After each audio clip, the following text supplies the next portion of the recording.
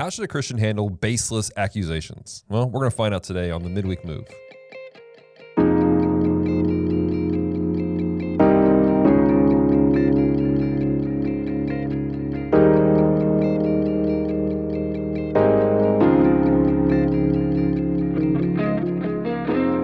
Hello and welcome to the Midweek Move, the podcast where we go through the Word of God line by line, verse by verse to discover the context and the application in a biblical way. I'm Dallas. I'm so glad to have you guys here with us, whether you're listening to us on Spotify, Apple Podcasts, Google Podcasts, Facebook, however you found us. Hey, thank you for being part of our community. I am joined today with our good pastor, the man with the beautiful beard. I'll mention every single time because I'm jealous of it, but my wife won't let me grow one, Pastor Scott. Hey there, everybody. Hope you guys are doing good.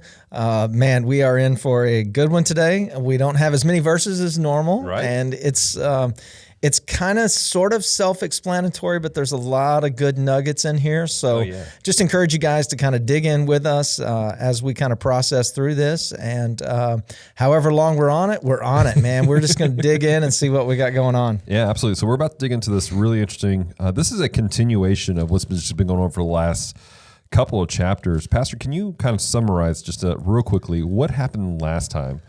Well, it's like we've been, I think I said this even last time, like Paul has found himself in all these different cities, all these different scenarios. Right. Some have been amazing. He's stayed in places, he's taught, he's done these.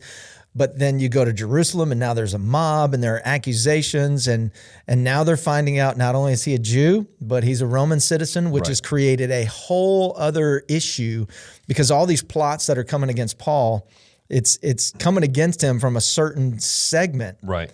And then another segment of a population is supposed to judge that, but yet he falls into both. Right. And so it's put him in a super unique position, which I think that even we can relate to that. Like the Lord has gifted some of us that we can cross generational lines. We can cross over even cultural lines. Right. That God has kind of put one foot on this side of the tracks and one foot on this side of the tracks. Right. And it's like nobody really knows what to do with us. Right. But everyone will kind of listen to us. Right. And I think that's kind of where Paul has put himself. He's in this place where it's not great. He's being persecuted, but he's not being necessarily sentenced in the midst of all this. And where he should be maybe in a dungeon at sometimes, he's just kind of in a holding cell. Right.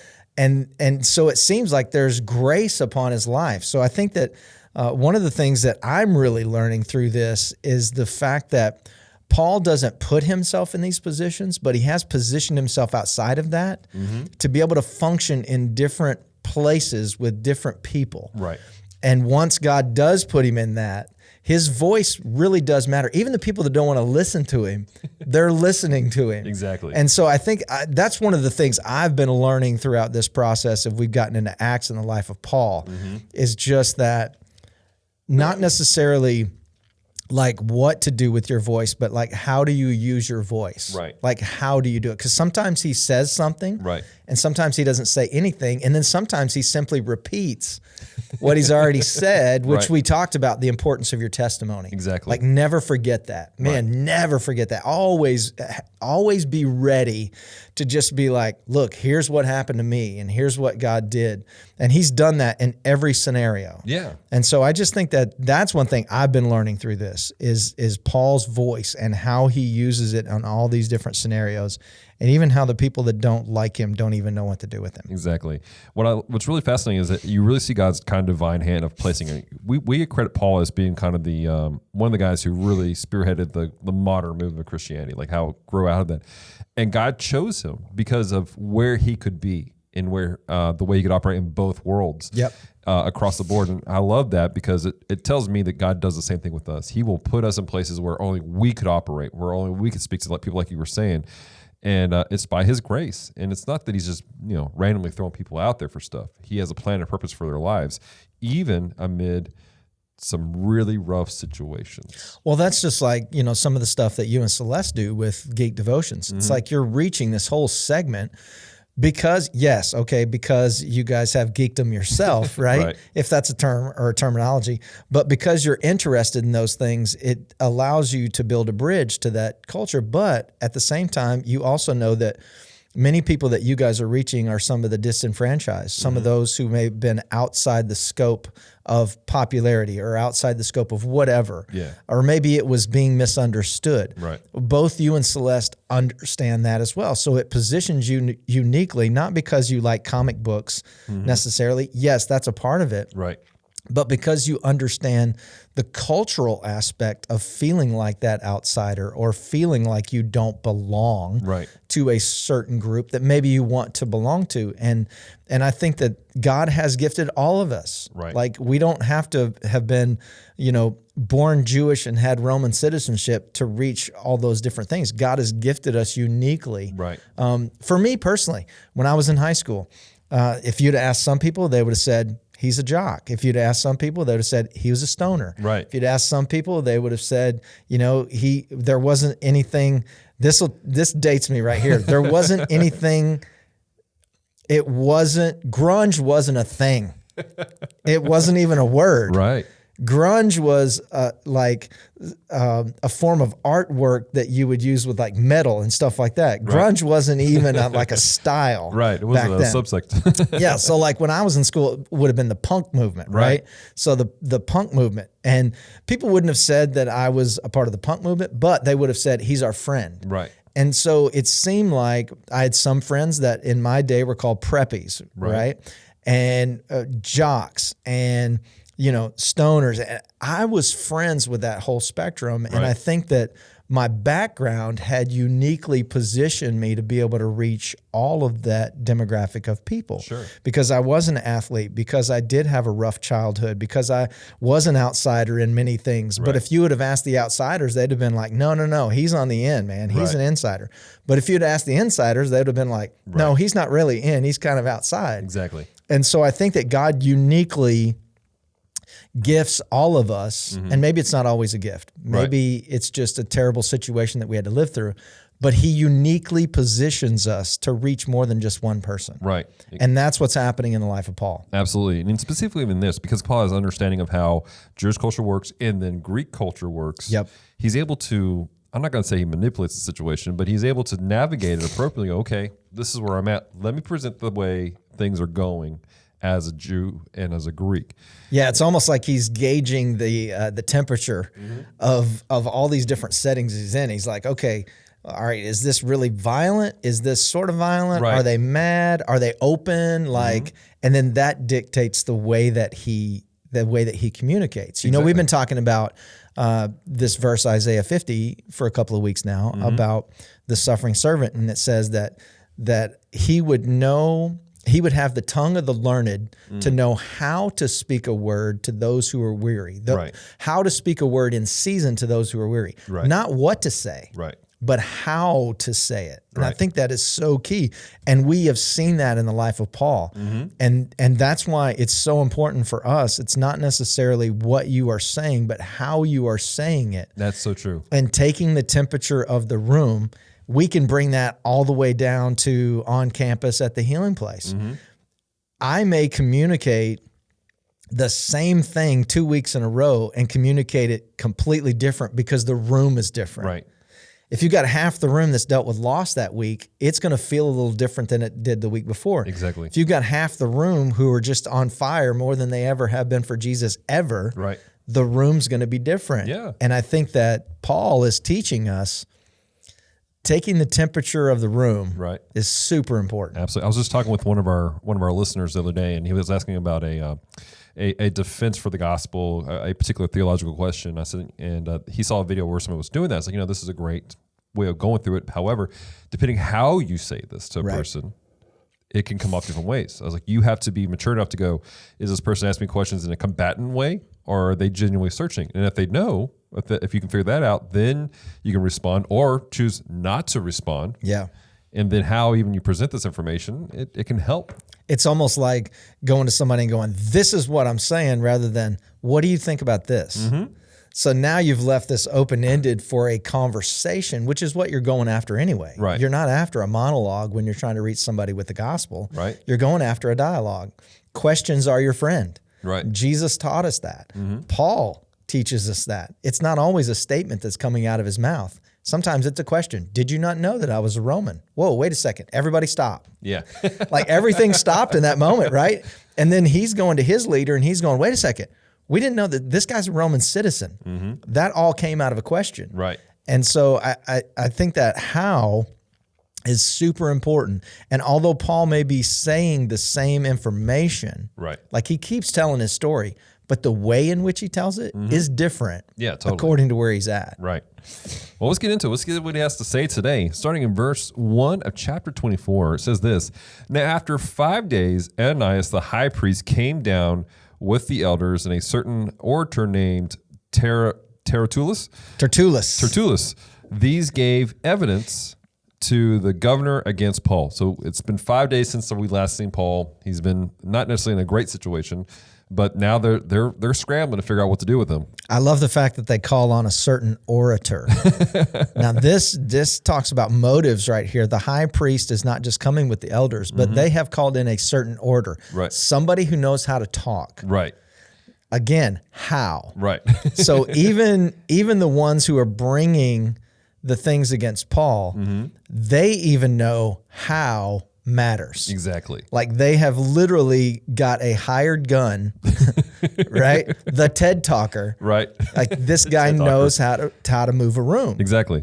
So and we're about to see just how well he can talk. Yes. Verse 2. And when he was called upon, Tertullus began his accusation, saying, seeing that through you we enjoy great peace and prosperity is being brought to this nation by your foresight. We accept it always and in the places most noble Felix with all thankfulness. I want to pause right here because here we have Felix. And no, he's not a cat, but he is an individual who is not the greatest individual. That's right. I had to make that joke for some reason. I'm not sure why. But Felix, his authority, his time frame and authority was not marked with peace as what is being said here, but rather was marked with a lot of terrible things taking place. That's right. This guy is just, what's the word I'm looking for? Puffing him up. He's buttering. Felix was an agent of chaos. He really was. He was an agent of chaos. It was almost like he created his own chaos so that he could bring a solution to the chaos. Exactly. Which we see from a lot of leaders that will create scenarios that are difficult for people so they can come in and be the hero. Felix plays a lot of that. There's a lot of that in his history. I would kind of label him an agent of chaos. Agent of chaos? Interesting. Not get smart. Come on, that was a good man. one. Come on. That was a great one. Come on, high five right now. Get the cone of silence later. Come on. Did you watch? That was awesome, y'all. Come on. Like that. Come on, man. I don't get these very often. That was so good. That was solid. I saw Agent of Chaos and I was like, chaos with a K. Get smart. Yes.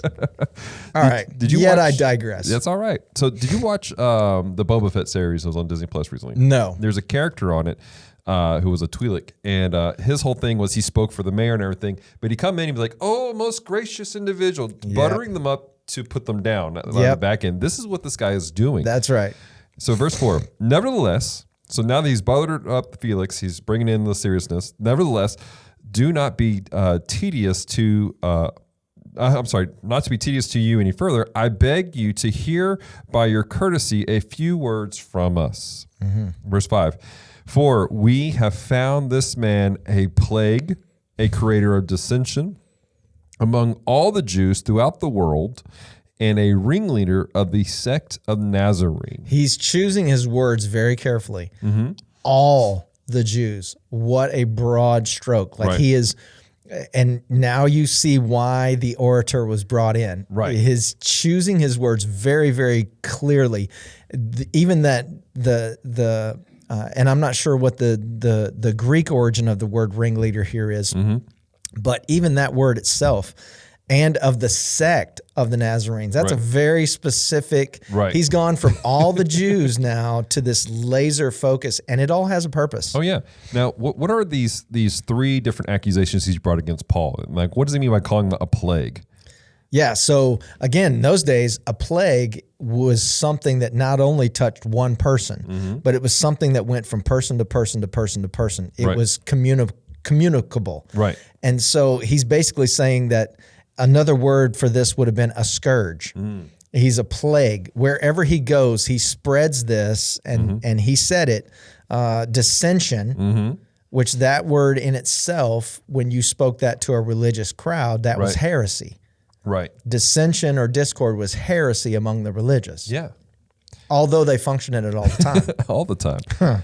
So we have him saying that he's a plague that spreads dissension, but he's narrowing it down then to the fact that he's a sect of the Nazarene, which is interesting because we don't see this said in the scriptures after this moment, but he's saying that basically he's a ringleader of a group of individuals who follow Christ, basically, and that this Christian faith, as we call it now, Christian, is a plague on the Roman Empire as a whole. Yep. So he's a plague to society, secularism. He is created dissension among all the Jews. He brings it to religion. And then he says a ringleader of the sect of the Nazarenes, specifically going after Christ. Right. And so he's breaking it all down to all levels of society in that day. Right. Like he's using this super broad stroke to let Felix know this is a danger to your leadership. Right. This isn't just one sect of populace. Exactly. This is everybody. Right. Which it wasn't. Right. Verse 6. And when he tried to profane the temple, so now we're giving a specific accusation. He even tried to profane the temple, and we seized him and wanted to judge him according to our law. But the commander Lysis came by with a great violence and took him out of our hands. All right, so what does he mean by you profane the temple? What does it mean for somebody to profane the temple? Like, why is this a big ordeal? Yeah, this was a huge deal because you would only use this wording if you were trying to bring death upon somebody. Again, the things that he said up here at the top would not be necessarily a death sentence for any of those accusations. But once you begin to talk about profaning the temple as far as Jewish law, now you're talking about heretical. Right. So it's almost like he's leveling up the accusations to let Felix know that I'm fixing to bring some charges against him that you cannot deny. Right. Because of the law. And even when he says that Lysias came with great violence, that violence didn't happen until they came back against them. Right. They were trying to pull Paul out, and the crowds became violent. So Lysias wasn't necessarily the originator of the violence. Right. It was those who wanted Paul to be arrested and charged who incited the violence. Right. So although he's bringing all these, it's a lot of hyperbole. Yes. And it's a lot of falsehood, as a matter of fact. Yeah. Now I want to point this out. Verse 7 is one of those verses that we call a variant text where portions of this wasn't found in some of the earlier texts. In fact, in the earliest manuscripts found in 4th and 5th century, and even most of 6th century, we don't have most of verse 7 here. We see semblance of it starting in the 6th century and moving forward. And I point that out because variant text is one of those conversations that we need to have every so often because it messes people up. When you talk to people who, I've known several people who've gone to college, have grown up in the church, and then they're presented with variant texts by atheists, by those who are against the gospel, and they try to say, well, look what's wrong with your Bible. Well, that's nothing wrong with my Bible. It's just that there's a conversation about what's actually happening here. That's right. So, verse 8, commanding his accusers to come to you by examining him, you yourself, you may ascertain all these things in which we accuse him. And the Jews also assented, maintaining that these things were so. Basically, they came into agreement. Right. So, Paul, he's now before Felix. This is a bad situation. Now it's Felix's turn to say something necessarily, but he does, and that's the thing that catches me. Normally, when you have this situation, basically, he said, "Hey, cross-examine, ask him yourself." Yep. But Felix isn't asking any questions. He just does something entirely different. Verse 10, then Paul, after the governor had nodded to him to speak, answered. I don't think that they were expecting this. Yeah, Felix is like, you speak for yourself. Right. Was this out of respect for the fact that Paul was a Jew, or was it just that Felix was just that kind of individual? Well, I think Felix... I mean, so not a Jew, but a Roman. Yeah, I think Felix is taking this this Pilate point of view here, where it's like, let me see how this plays out right, before I lay any kind of edict down on this. Sure. wash my hands of it. You speak for yourself and let me see how this plays out. Right. Because he knows in the midst of this context that they have no power to come against his leadership or his quote unquote army.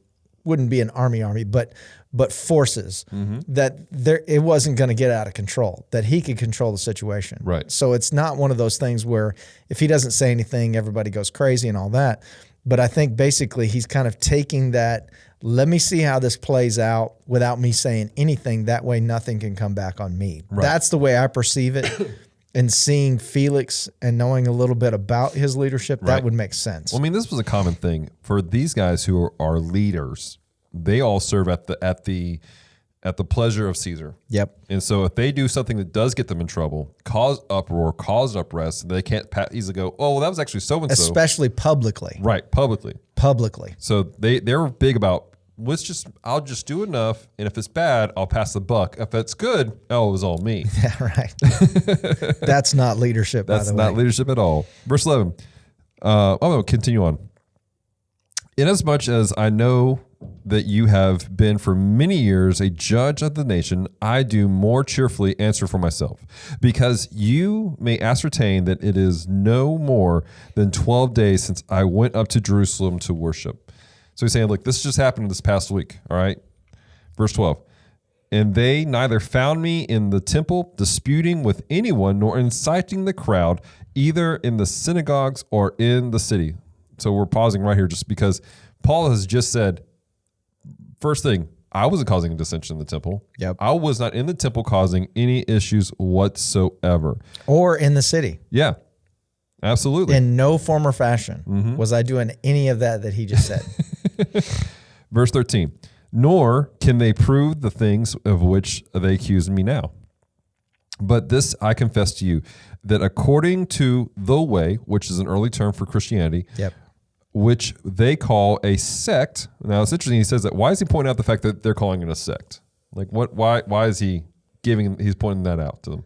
I personally believe that, sect was a word that they used to divide up. Paul's saying, listen, this isn't a sect. This is a lifestyle. That's why they called it the way, the path. It is a lifestyle. Right. You take up your cross and you follow Jesus. And so he's making a clear delineation here. This isn't some sect. This is a lifestyle. Right. This isn't a separation of me from to say it was a sect would be to deny, in my estimation, would to deny the lordship of Jesus, because then Jesus becomes just like any other leader of a sect. Exactly. He becomes just a religious leader, and Paul is clear: this is not a sect. This is a way of life. Right, and he's not separating Christianity from Judaism either at the same time. Some people, they have this mindset that, well, since Christ, there's no longer anything Jewish at all. But he's saying, no, this is just the continuation of the whole conversation here.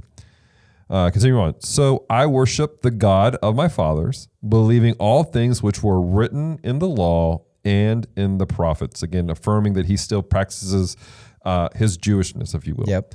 Verse 15, I have hope in God, which they themselves also accept, that there will be a resurrection of the dead, both of the just and the unjust. Boom. Now he delineates himself from the Sadducees. How is he delineating himself from the Sadducees? In the moment he says that there will be a resurrection of the dead, because the Sadducees didn't believe in the resurrection. Right. So again, he's removing himself and people of the way from the sect mindset. He's removing that from the equation.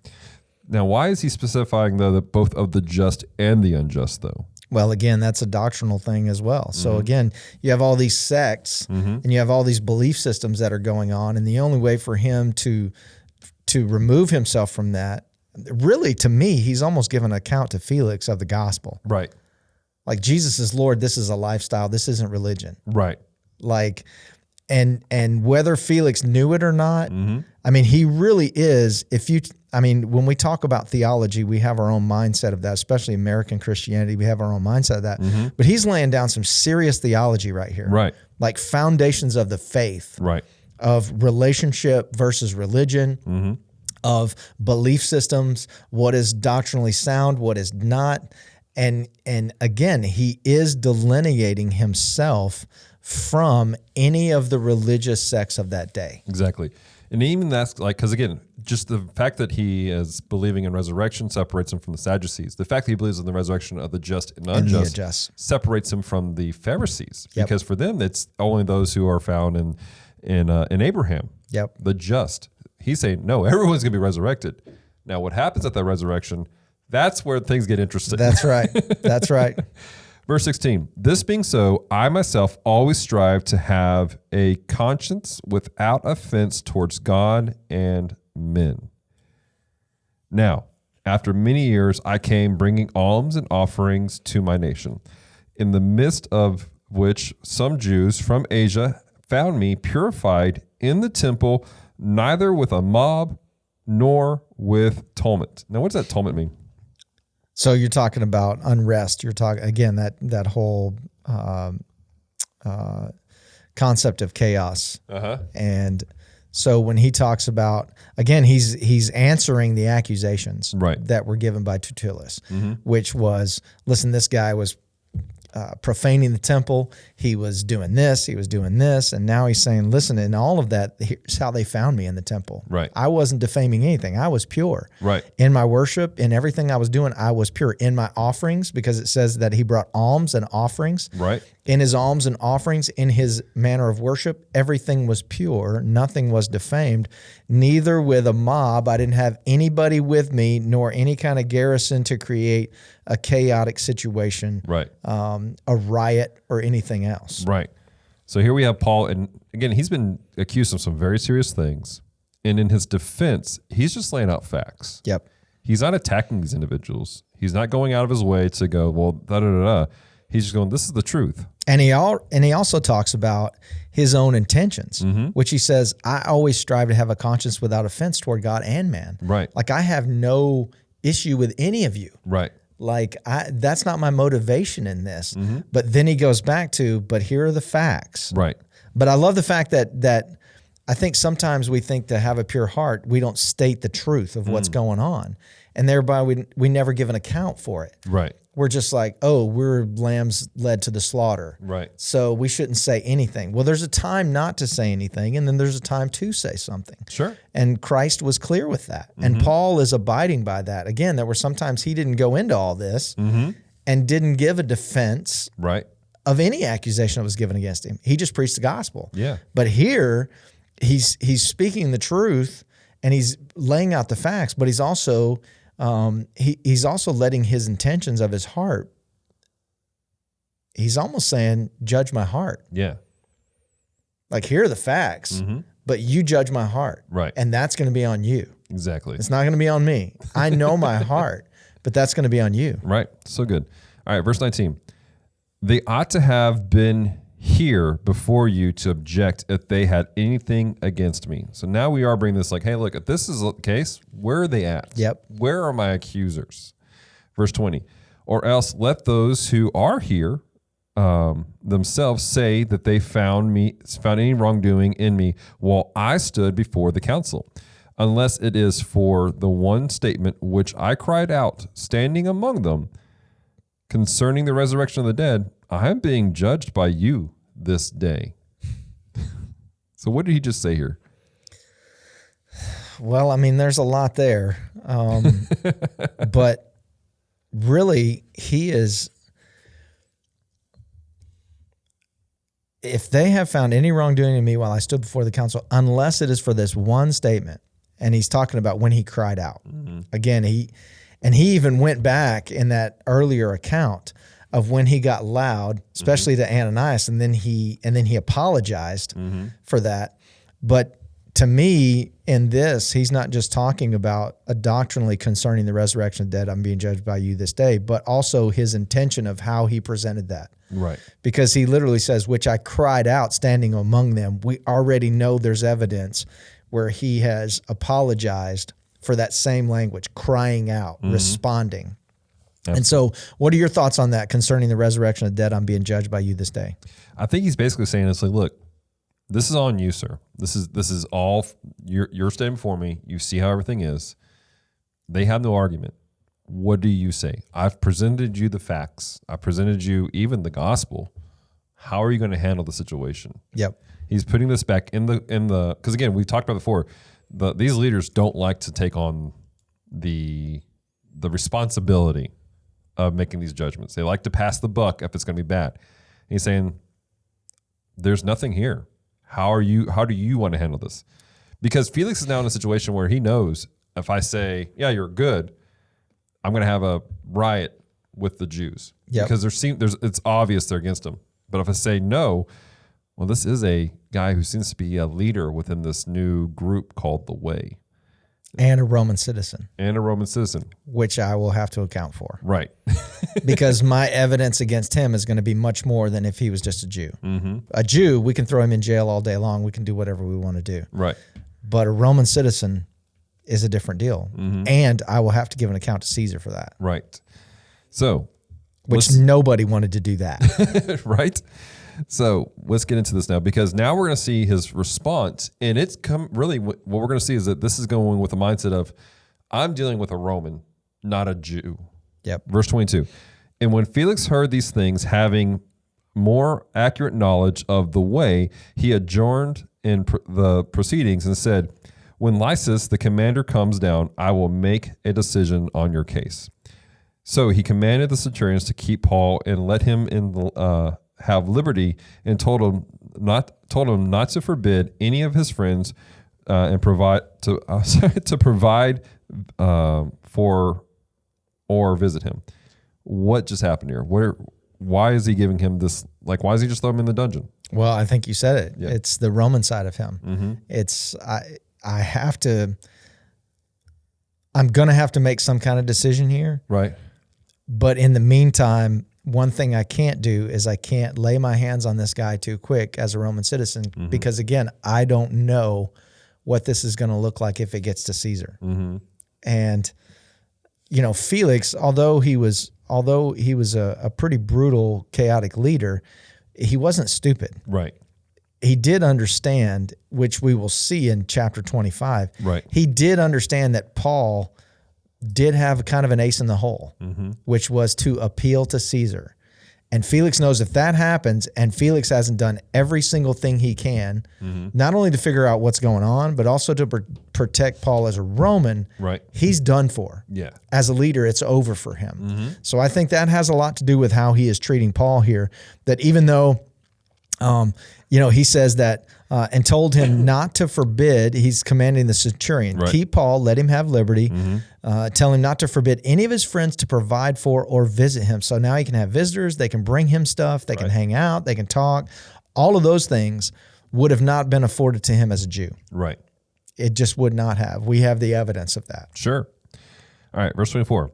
And after some days, when Felix came with his wife, Drusilla, who was Jewish, he sent for Paul and heard him concerning the faith of Christ.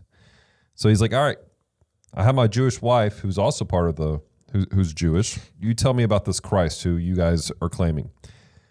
Now, as he reasoned about righteousness, self-control, and the judgment to come, Felix was afraid and answered, go away for now, and when I have a convenient time, I will call for you. So now he's heard about the Christ. He's heard about this whole situation, and now he's afraid. What is he afraid of? Well, as he reasoned about righteousness, self-control, and the judgment to come, mm-hmm. man, when you're confronted with a word that, I think it goes to the conviction of the Holy Spirit. Mm-hmm. Like and we have evidence in Acts that when the presence of the Lord came upon a place, there was fear, right. The fear of the Lord. Mm-hmm. And so I think that what Felix is dealing with is not just being afraid, but I think he's dealing with the fear of the Lord, mm-hmm. that he's coming in contact with truth mm-hmm. that he doesn't necessarily want to accept, but he knows it's truth. Right. And so there's a fear that comes with that. Right. And I do think it's interesting. It says, go away for now. When I have a convenient time, I'll call for you. And I immediately think of Jesus in the wilderness, where it says the devil left him and came back in a more convenient time, Right. when it was more expedient. Like he let him alone for a while to then come back to him, which the very next verse makes total sense. Absolutely. Verse 26. Meanwhile, he also hoped that money would be given to him by Paul, looking for a bribe. That's right. That he might release him. Therefore, he sent for him more often and conversed with him. But after 2 years, Porcius Festus succeeded Felix, and Felix wanted to do the Jews a favor and left Paul bound. 2 years. 2 years. Why is he looking for a bribe? What does that do for him to get a bribe from Paul? Well, it gets him out of making a decision. He doesn't have to make a decision. Right. You know, he gets a bribe from Paul. Then I'm sure that it ends up being the same case as with Jesus. You make up a story. Everybody's in line with the story. All the centurions, all the soldiers know the story. You keep to the story. Paul escaped. Paul did this. Paul did that. Now he's got an account that he can give to the Jews. He can also come to now his authorities, and he can say, hey, look, here's what happened. We've got some money for the treasury. Right. The Jews, they don't know anything different. Let it be. Right. He's trying to lay out a lie, and at the end, because Paul was above board, because he said, "Look, I'm just going to lay out the facts, present the gospel, do exactly what my Lord tells me to do." He doesn't get out of the situation, but there's no question, there's no mar on his character either. Right. So, what's your big takeaway for this passage? Again, I think it's Paul and how he deals with every scenario. I think he picked up through discernment of the Holy Spirit, Felix and his character and the type of leader he was. And I think that's why he gave the account that he gave. I think in a different scenario with a different leader, which we've seen it before the Sanhedrin in Jerusalem, before whoever it was, Paul always, although he's given the same information, he's always doing it in a different way. Right. And it's more of the how he's saying it. And I think with Felix, he understood that Felix was a leader who could be bribed, who didn't have high moral character, who, if there was any kind of question, that Felix would be able to render a judgment without question. Yeah. And so Paul lays out the facts, A, B, C, D. You can't get out of this when you're going to have to make a decision. Right. And we see that he never did. Right. He never makes a decision. It's Acts 24 can probably be a really awesome breakdown of leadership. Terrible leadership. Terrible leadership. Yeah. And even how to function in a mid terrible leadership. Yeah. Keep yourself above board. Felix is more of like a hireling in this case, not necessarily a leader. Yeah. Because in the midst of all that, he could have just said, look, here's what we're going to do. These are the facts. None of you have come forth with anything else. The other people are still back where they were. They weren't even willing to come and bring any kind of account. We're not dealing with this. You have no case. Right. This doesn't need to go any further. Boom. Right. Here's the deal. This is not going to happen. Paul, you go. Then when his leaders come to him, it's like, hey, they had nothing to say. If I would have done something to him as a Roman citizen, we'd be taking it from our people. We'd be getting abused by our people, and that's a voting block. And those are people that actually have some power. Right. With the Jews, it doesn't matter if they're mad. They can't do anything at all. Right. And so I think that in a certain sense, Felix, he was put in a place where he could have succeeded as a leader, but he refused to do it because he was not because he was just weak, but because he was immoral. He had no moral standing to recognize the situation that this could have been a benefit for him. Absolutely. Man, so much here. Guys, we want to hear from you guys. What are your thoughts on this chapter? Do you have any questions about what we just talked about? Reach out to us, mediahub@thpsreport.com, or you can comment on our Facebook page. Just look for Midweek Move. We'll pop up really easily on there. I want to encourage you, share this out, though. Share this podcast with other individuals.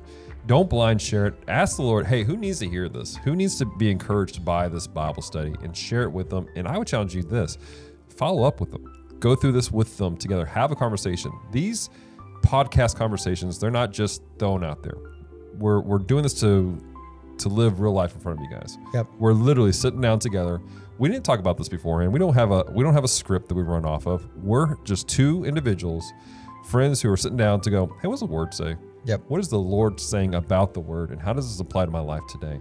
So let us know what your guys' thoughts are, and grow through it. And let us know how you guys have grown through it. Until next time, guys, have a great week.